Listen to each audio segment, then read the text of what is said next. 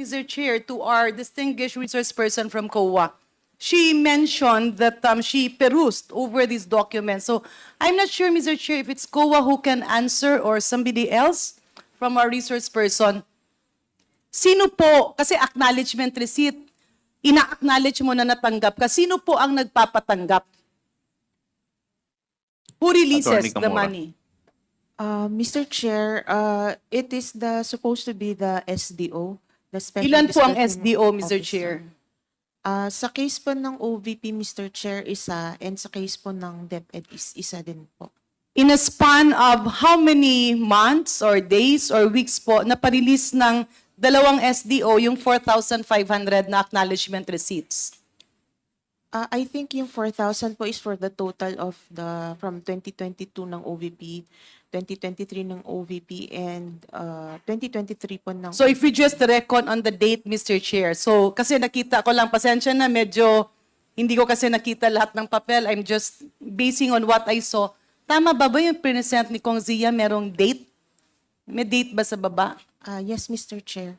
Yung sa acknowledgement receipt may date. So, Yes, Mr. kung ako po ang SDO at magpapareceive ako, dun po sa dates, yung inclusive dates, paano po ba? Like, ilang tao ang tatanggap dun sa isang SDO?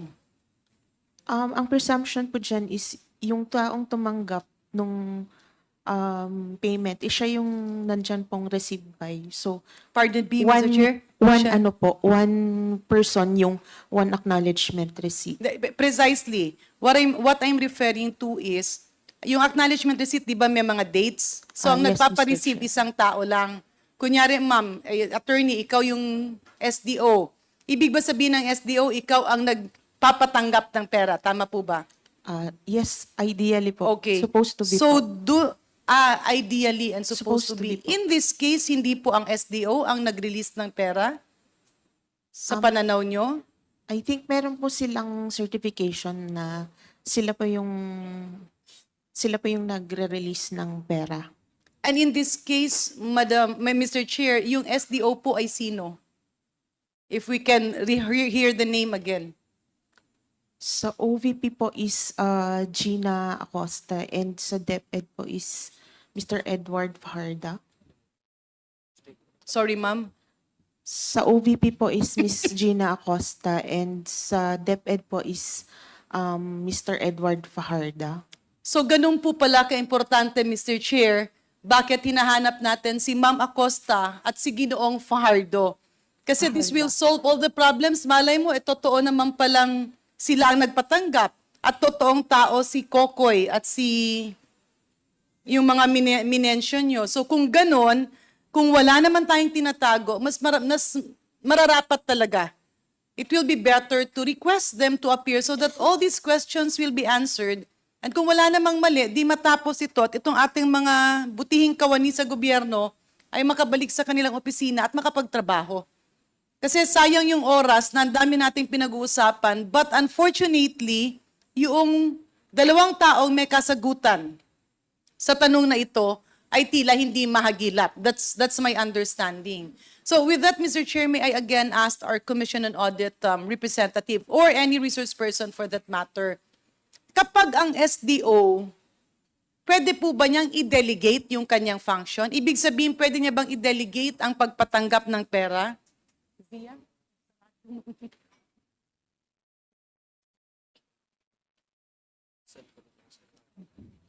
Mr. Chair, as far as I know po, pagka designated po, hindi na po pwedeng i-delegate, especially since sa case po ng Intel and confidential funds, meron po silang pinipirmahang certification na Dapat po yung sila lang ang mag-release. nag-disperse. Hindi pwedeng ipa-release sa iba kasi baka mamaya hindi nila kaya.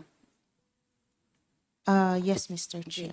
Can the head of office, let's say in this case, the DepEd Secretary or the Vice President, designate more than one SDOs? Ano po ba ang batas? Pwede naman pong mag-delegate ng more than one SDOs as long as the SDOs are bonded po. So in this case, pwede naman na hindi lang si Ma'am Acosta, hindi lang sa Ginoong Fajardo, pwedeng kumuha sana ng maraming SDOs para hindi maging nakakapagtaka yung pag-disperse ng 4,500 acknowledgement receipts. Tama po ba? Tama po, as long as isasubmit po lahat ng requirements like yung proper designation po ng SDO, yung bonding So po it's niya. possible na para hanapan mo ng solusyon yung ganitong sistema, pwede ka mag-designate ng maraming SDO. Unless you only trust one person. Unless merong mga bagay na ayaw din ng iba yung risk. Unless it's also very difficult for that person to let somebody sign kung hindi niya kakilala. So, Mr. Chair, pasensya na po, medyo foreign po sa akin kasi ang confidential fund. Paano po ba ito? Let's say, these are all from taxpayers' money. Tama po ba? Yes, Mr. Chair. Okay. So, galing po sa kaban ng Pilipinas, paano po ito na ilalabas? Kung sa national government agencies po, nasa GAA po nila. Pag sa GOCCs po, dapat nasa corporate operating budget po nila. Okay. And for From that, NGOs po, ma'am, okay, nasa GAA siya, nasa budget siya, paano siya na ilalabas? Let's say tapos na yung budget. Let's say you are the let's say you are the head of office. Kapag ikaw po ang head of office, paano po mailalabas ang confidential funds? kung okay naman po yung documentation from DBM, kina-cash advance po siya ng SDO. So, kina-cash advance siya. Yes, Mr. Chair. And in this case, ang nag-cash advance ay yung SDO talaga. Yes, Mr. Chair. Paano nyo pa yun ika-cash advance talagang cash? I presume cash po siya, Cash siya, oo. since Hindi po ba yun delikado kung iisang tao lang? accountability po nung SDO yun. No, what So, I mean is, kunyari magka-cash advance ka, ang pagkaintindi ko ng cash advance ay kukuha ka ng pera. We're Yes, talking Mr. of how much? Millions. Mr. Chair, Your Honor. millions po usually pagka Pwede po nating confidential. maibigay yung tamang amount? Kasi pag sinabi natin millions, pwedeng 5 million, pwedeng 1 million. For example po sa case in po this dito, case, in this case. kay OVP, 125 million po. Or sa DepEd po, 37.5 million. 125 million. Ibig sabihin yung pag-cash advance, buo na 125? Or baka tingi-tingi? Sa nakita Based niyo sa pong dokumento. documents po nila, Mr. Chair, buo siya since buo po yung check na sinubmit nila. So, ibig sabihin, yung opisina magbibigay ng pera sa isang tao na 125 million.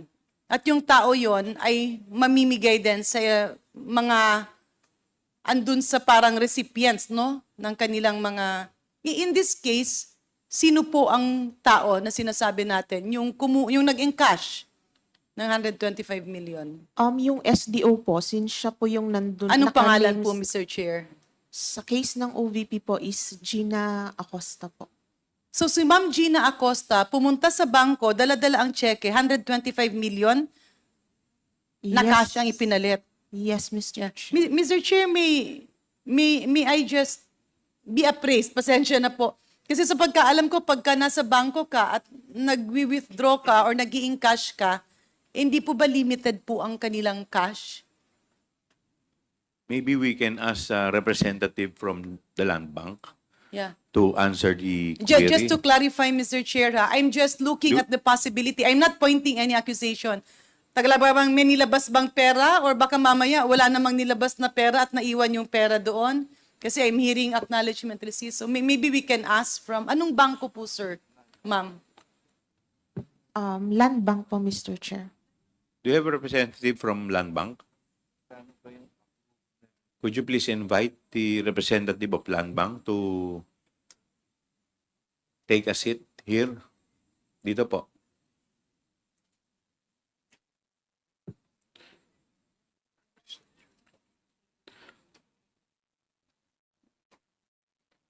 Ma'am, could you please state your name and your position? I am Nenita Camposano, the department head of the OTR branch.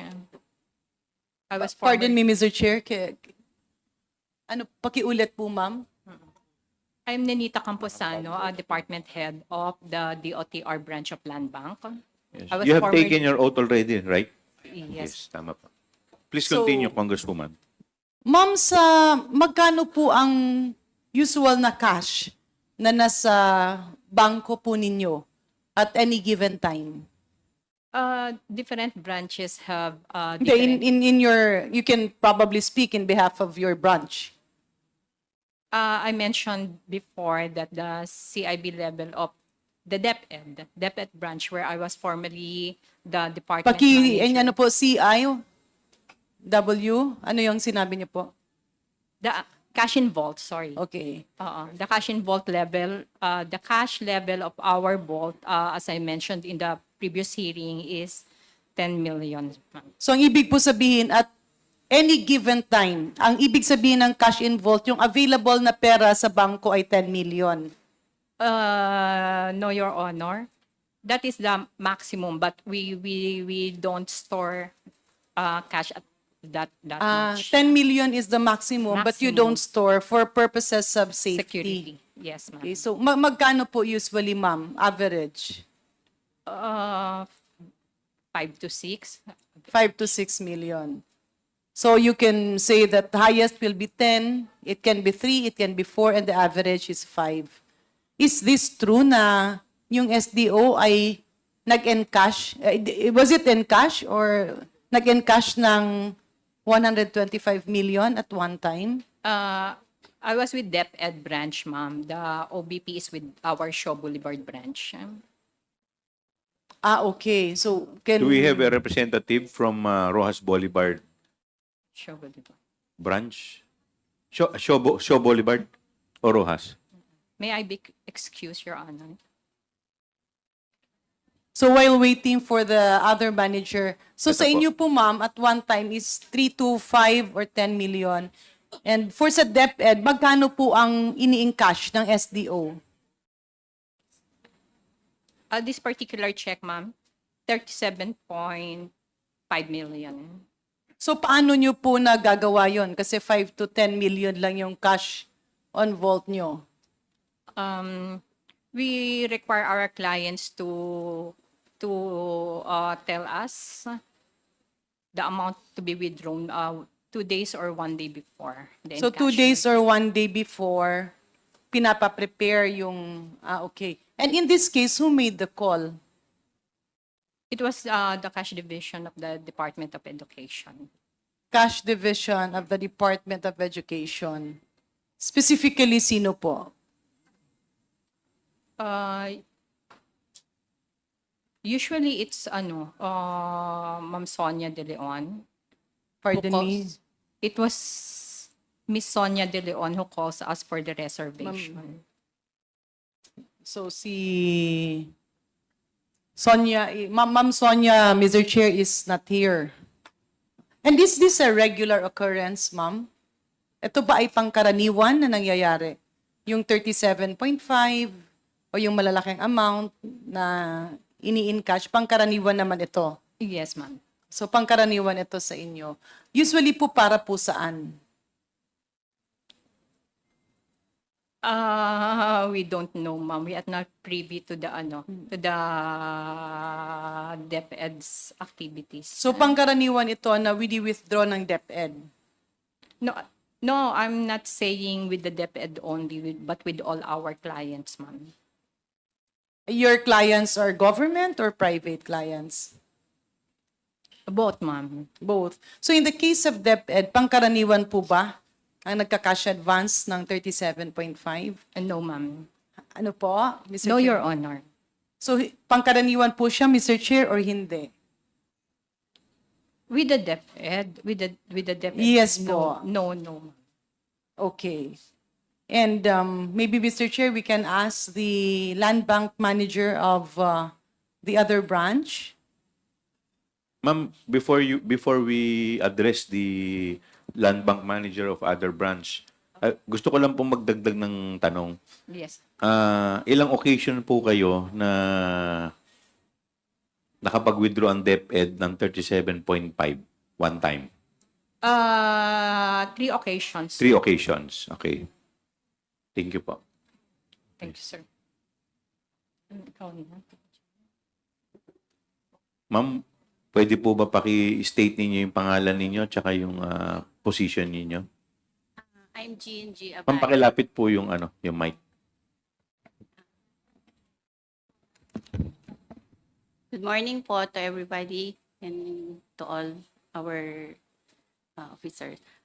Jean Abaya po from Land Bank Shaw Boulevard Branch. I'm the department manager and assumed the position only as of January 2024. So, Mr. Chair, is the good manager here now was also the manager present? I'm really sorry, hindi ko po alam yung date ng encashment na nasabi ni Attorney Camora.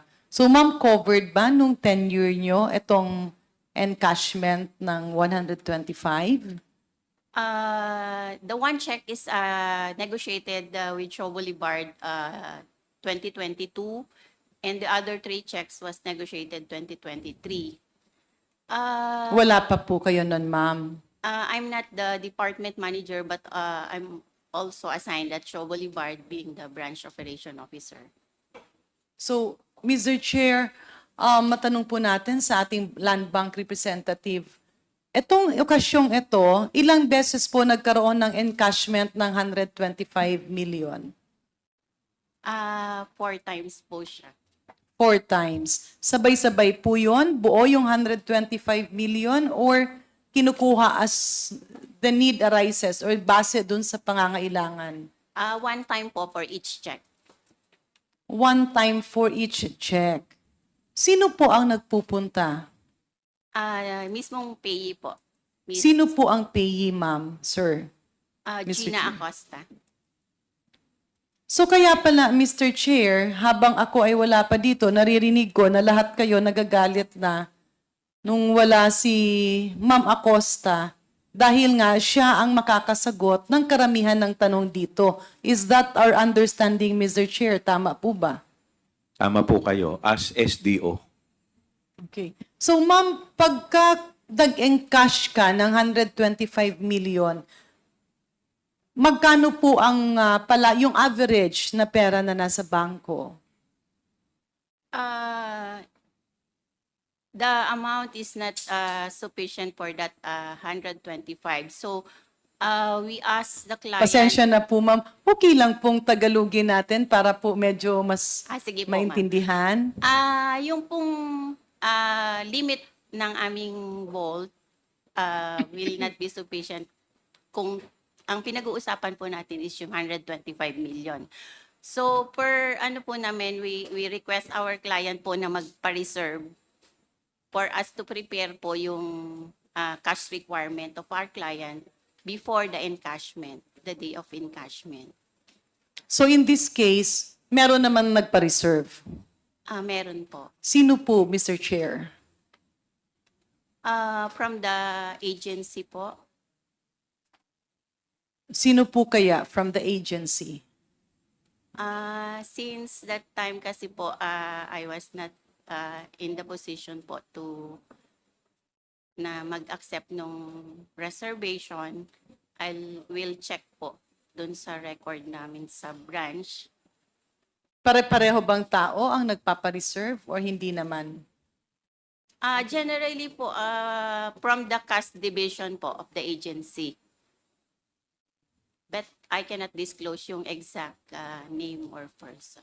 Bakit po, Mr. Chair?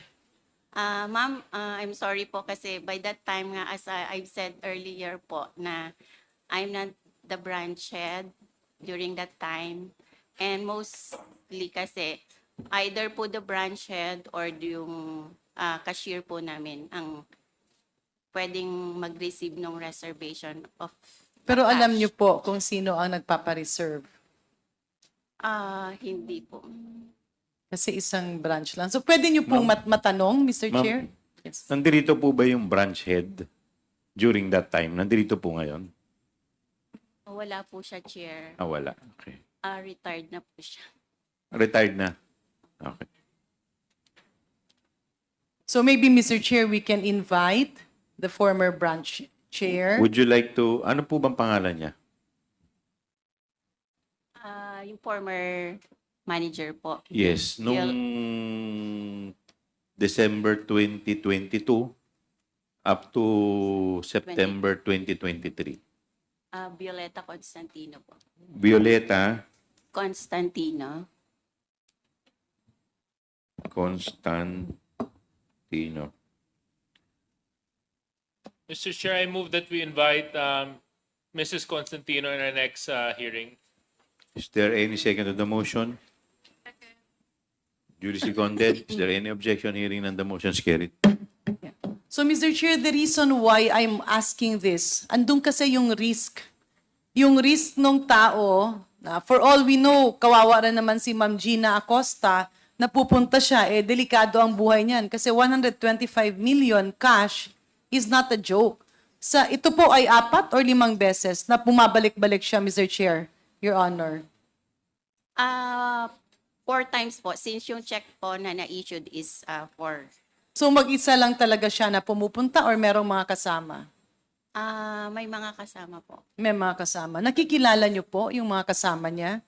No, ma'am. By face, makikilala po? Hindi na po, Miss Chair. Ano po yung sasakyan na ginagamit nila?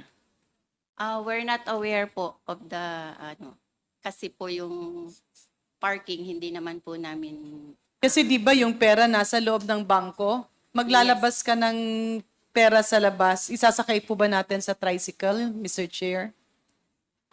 hindi po. It's since over-the-counter transaction po siya, after release po kasi ng bank sa client, it's call na po ni client where kung saan po Ma'am, can you nila please ilalagay. speak closer to the Kung, microphone?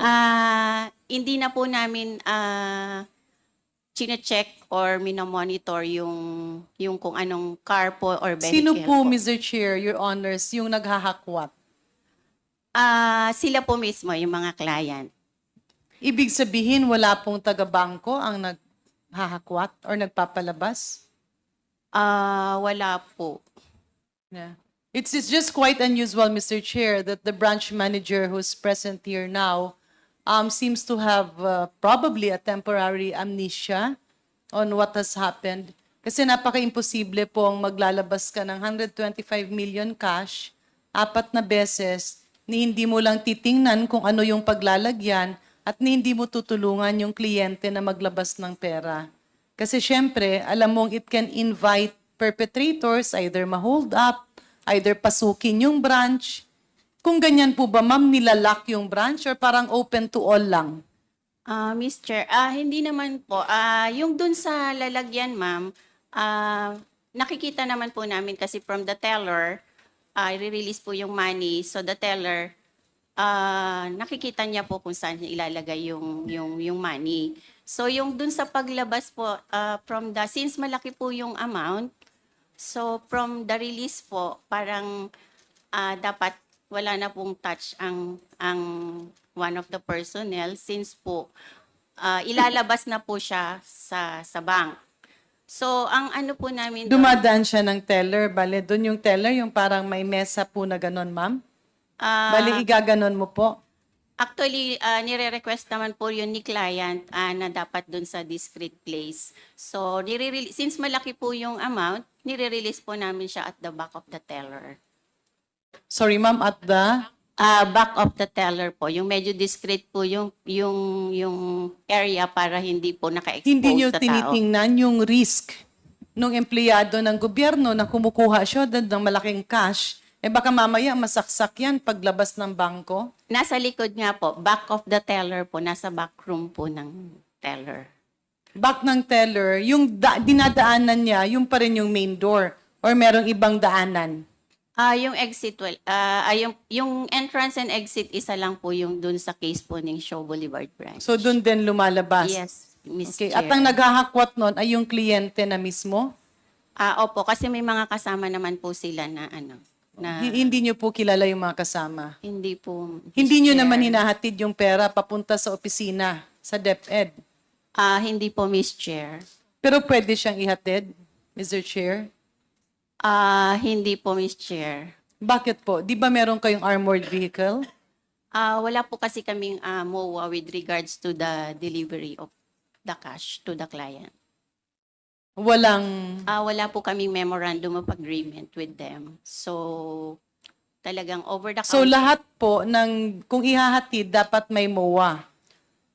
If we will be using the armored card po, Miss Hindi Chair. na kung for purposes of safety kasi kawawa naman yung mga empleyado at kawani ng gobyerno kung malay mo may pag-interesan sila. Hindi nyo hinahatid ng armored vehicle papunta dun sa opisina para naman safe sila.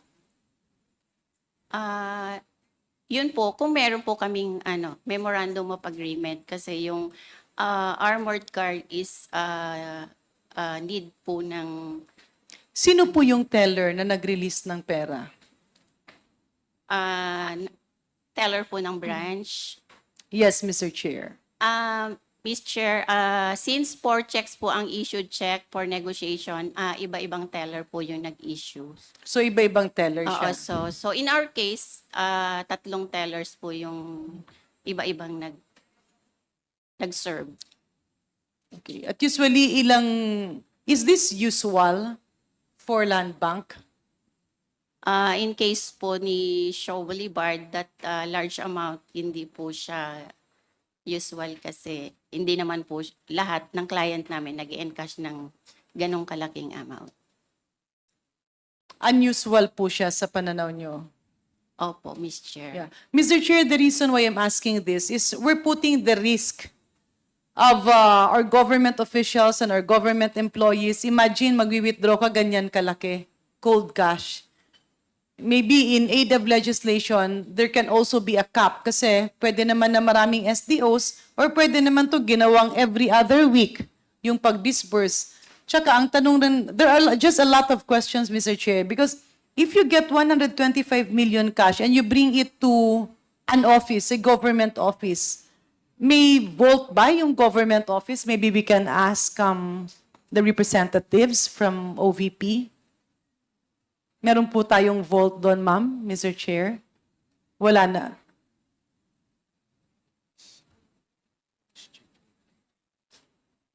Can the finance chief answer, Mr. Chair? Yes, Attorney Sanchez or Attorney Lopez? Mr. Chair, we have a vault for our cash division, but that is not the same vault being used by the SDO. So I am not aware if there is a separate vault used by the SDO. Si Ma'am Attorney Zulaika, meron po? Your Honor, I am aware of a vault in the, as mentioned by the Director for Finance and Admin, for cash. It's used for, I think, understand payroll and other, and petty cash fund. It's used for payroll? Hindi po ba online na po ang payroll natin, ma'am? Just to, yes, ma'am, Yeah, I'm oo. sorry. May I refer this matter to our Chief Accountant and Director for Admin and Finance? Ma'am, just to add, Mr. Chair, just to add to what I mentioned earlier, the vault for the cash division is being used for primarily for petty cash fund, but there are also some items of payroll. For example, clothing allowance, Your Honor, which are paid in cash to employees. In your experience, is it safe to take 125 million cash from the bank and transfer it to your office? Risky po ba yon sa inyo? Pwede po ba kayong pasukin? May capability ba kayo na i-deter yung mga possible untoward incidents? Kung sakasakaling mangyari, palayo naman sana at buti hindi nangyari. Mr. Chair, in terms of the security arrangements in the office, we regularly coordinate with the Vice Presidential Security and Protection Group for security assessment, and we take their recommendations. For example, if they advise us to add additional blue guards, we take their recommendations and apply it. But we defer So in to this their case, risk Mr. assessment. Chair, yung 4 na beses na kumukuha kayo ng cash na 125 million sa Land Bank at nililipat sa opisina ng Vice President, ano po ang naging security measures na ginawa nyo? Mr. Chair, I apologize, but I do not have personal knowledge on the specific security measures undertaken. Can you speak closely to the microphone, please? Sorry, Mr. Chair. Mr. Chair, I do not have personal knowledge on the specific security measures undertaken after the check was released. Alam niyo po kaya, maybe the chief of staff or the finance, would you know sino po ang driver nung sasakyan na kumukuha ng pera? Your Honor, I am not really privy to financial matters in the office. My role really as Chief of Staff is based purely operations. So I think the better person to answer really for admin and financial concerns would be Director Lynn Sanchez. Director Lynn Sanchez. So, Director, pag dumarating po yung pera, saan po dinidiretso? Mr. Chair, after the cash division releases the check to the special disbursing officer, we already have no participation on the encashment or handling So, of the ibig cash. sabihin, Mr. Chair, pagkakuha ng pera sa land bank ng 125 million, 4 na beses, hindi siya bumabalik sa office ni Vice President. Mr. Chair, I do not have information on whether bumabalik siya po or hindi. So, hindi siya napupunta sa opisina. Kasi 4 na beses ito, Mr. Chair, Madam Resource Person nangyari. Tsaka ang laki kasi ng amount eh. Ilang kahon po yun? Yes, Mr. Chair, as mentioned earlier, hindi ko na po nakikita yung pag-encash and pag-handle ng So cash. maybe, Mr. Chair, we can ask the land bank manager. Ma'am, ilang boxes po yun? Doon po sa amount ng for the OBP, 2 box po siya ng BSP box. 2 box siya ng BSP box. So ibig sabihin, Point of clarification. Sorry, I've never seen a BSP box. How big is that box? Malaki po siya, Mr. Chair, pero pag kinash out po namin siya kay client, hindi na po siya nakabox. They put it in bag. In our lang. Mr. Chair, can we request the resource person to Yeah. speak close to the microphone? So hindi na siya nakabox. Saan po, ma'am? Linalagay po ni client dun sa kanyang sariling bag. May dala po silang bag. Sorry, may I just interject? Anong bag po ito? Duffel bag? Eco bag? Ano pong bag? Congressman Pami Zafra. Very curious lang ako. Kasi ang laki nung amount na pinag-uusapan. So anong, maleta po ba? As I remember po, malalaki siyang parang gym bag. Duffel bag. Duffel. Ah, Ang isang duffel bag po, ilan po ang kasya doon? hindi ko po ma-remember yung kung ilan yung, kasi parang hinati-hati po nila. Ilang duffel bag po yun? Hindi if you ko, could recall. more or less po, mga nasa 3 to 4 duffel bags. 3 to 4. Ay, duffel bags, parang gym bag po, not duffel bags. Parang gym bag Opo, na malaki. na malalaki Kasi kung po. 3 to 4 sa 125, so more or less mga 25 to 30 million na kada isa. Tama po ba? Probably, Mr. Chair. Probably. Chair, mag-interject lang. Mr. Chair. Yes, Congressman Jojo. Sa kay manager, sure kayo na hindi nag-request for delivery? Considering yung amount niya at saka 4 times na may withdrawal at syempre once na nag-abiso sa bangko, the following day ang withdrawal nito supposedly, di ba? So, parang unusual naman na pipick upin nila sa bangko yung actual na withdrawal. Di ba, pagka ganitong extent ng withdrawal, usually, no? Kasi galing din ako ng bangko, ma'am, dinedeliver yung mga ganitong kalalaking amount. Hindi po, Mr. Chair, since nabanggit ko kanina na wala naman po kaming memorandum of agreement as to the cash delivery. Mr. Chair, if I may. Yes, Can Congressman. we inquire Garin. from other resource person if indeed a memorandum of agreement is needed when you use the, what do you call that? The special vehicle? Armored vehicle. Miss Camposano. Ma'am, before I recognize you, the chair would like to recognize Senior Deputy Speaker, Don Gonzales. Yes, please continue. Yes, Madam Chair, a memorandum of agreement is needed for us the day to deliver the cash to our client. In this case, did you not suggest or recommend to the agencies concerned that the cash be delivered by your armored vehicle, considering that this is cold cash and you are in Metro Manila where there is traffic and those traffic stops can actually put the danger of our DepEd and OVP officials in jeopardy? Kasi ang dali-dali lang yan, may mag-text lang, ayan o, naglalabas ng pera, unless marami ang nag-secure sa OVP at sa DepEd para ilabas yung cash na ito. Or the next question is, saan ito nilalagay? Kasi syempre, ang laking pera, kunyari 125 million cash, bibit-bitin mo pa uwi sa opisina. Gaano po kalaki ang office ni Ma'am Gina Acosta? Maybe we can ask. Representative from OVP. Attorney Sanchez. Yes, Mr. Chair. It's just a small office, Mr. Chair, and it's shared with other staff. So, Mr. Chair, Your Honors, no?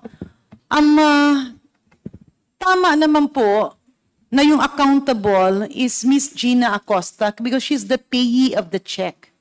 However, that's taxpayers' money. That's still pera ng sambayan ng Pilipino na in-entrust sa OVP at sa DepEd. And our good, distinguished resource person here, Attorney Sanchez, tama no? I'm not sure, Mr. Chair, I'm not a lawyer, but is it not that they will also be accountable because they are aware that a 125 million cash check will be encashed, brought back in cold cash, stored in the office that is shared by many people? So I think accountability does not stop with Ms. Acosta. Accountability also includes those in the finance and cash division, kasi alam nila, unang-una, kapag ikaw ay nasa gobyerno, you have to make sure na yung cash na nasa office nyo ay tama-tama lang para hindi hold upin yung mga empleyado doon. Pangalawa, it's a shared office. Pangatlo, it's a huge amount. May I ask, Mr. Chair, ma'am, bakit po, instead of 125 million cash, 4 na beses, ba't di nyo nalang ginawang 10 million, 15 million, lower, para yung risk hindi malaki? Kasi di ba nasa opisina nyo nakatago ang pera? Bakit po? Attorney Sanchez. Yes, Mr. Chair. I would just like to clarify that I do not know if kung saan po nakatago yung pera. So I'm not aware kung sa opisina So you po are not nakatago. sure na from the bank, tinediretso sa office? Yes, Mr. Chair. And then in terms of the amount, Mr. Chair, sorry to cut you on that, ha? Ma'am, kayo ang nagpaparelease, kayo ang nag-i-issue ng cheque. I-encash. Malaking amount. Ibig sabihin, hindi nyo na chine-check na napupunta sa opisina nyo? Next question, Mr. Chair. Is there a possibility that it is being brought by Gina Acosta to her house? Mr. Chair, again, I do not have personal knowledge. Is it on- possible? Mr. Chair, for possibility, I would agree that there is possibility, Your Honor. In this case, Mr. Chair, ma'am, pasensya na po. Pero you are in charge of the coffers of the OVP. You would release a check of 125 million, not once, not twice, not thrice, but 4 times, and cash it totally, and then pinapabayaan nyo na lang, kung inuwi yan at tinakbo ng tao. Mr. Chair, under the joint circular, it is the responsibility of the special disbursing officer to safekeep the fund. So it is also for that reason that there is a bond for the special disbursing officer. And as to the amount that was asked earlier, we just relied on the amount of the disbursement voucher that was submitted to the accounting division for the release of the checks, Mr. Chair. Yeah. Mr. Chair, Ma'am, sandali lang po, Yes. may isang tatanong lang ako. Kanina sinabi po ninyo maliit lang yung opisina ni Ma'am Gina Acosta. Tama po ba? Could you please describe the office of Miss Gina Acosta? Yes, Mr. Chair. Mr. Chair, the office of Ms. Gina Acosta, it's located in the executive wing of our office. So, different staff sila doon, and then parang cubicle lang siya na tabi-tabi. Cubicle lang. Yes, Mr. Wala Chair. ba siyang taguan doon sa opisina niya ng pera? I am not aware, Mr. Chair. So, pag sinabi mong cubicle, di ibig sabihin, hindi siya talaga office. Yes. Tama ba? Mr. Chair. Yes, Mr. Chair. So, there is no way na po pwede niyang itago sa opisina niya yung 125 million. Tama po ba? Kasi cubicle lang eh. Mr. Chair, may mga storage shelves doon sa opisina. Storage shelf. Shelves, cabinets, Mr. Chair. Cabinet, but not Yes. vault. I'm not aware of any vault, Mr. Chair.